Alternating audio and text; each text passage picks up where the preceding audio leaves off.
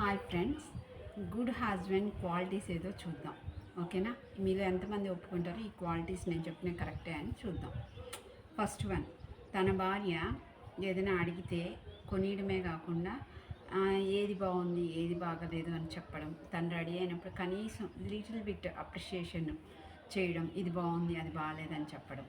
Next అలాగే వంట చేసినప్పుడు ఈ టేస్ట్ ఈరోజు అంత బాగా కుదరలేదు, బాగా కుదిరిన రోజు చాలా బాగుంది, నిన్న పర్వాలేదు బాగుంది కానీ ఈరోజు ఇంకా బాగుంది అని అప్రిషియేట్ చేయడం.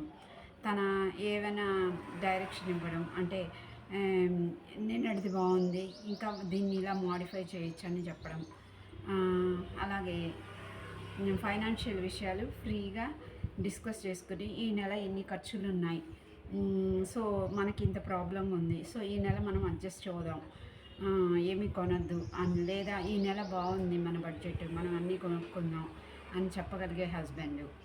నెక్స్ట్ ఇంకా అత్త మామలు ఏమన్నా అన్న వాళ్ళకే సపోర్ట్ చేయకుండా నిజానిజాలు తెలుసుకొని ఈ నిజం ఎవరి సైడ్ ఉంటే వాళ్ళ సైడ్ నిలబడి వాళ్ళని సపోర్ట్ చేయడం. సో ఇవన్నీ గుడ్ హస్బెండ్ క్వాలిటీస్ అంటాను.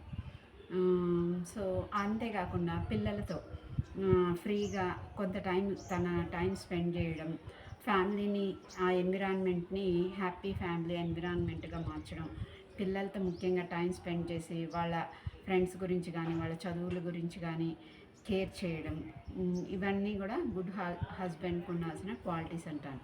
మీరేమంటారు? కామెంట్లో చెప్పండి. ఉంటాను. బాయ్.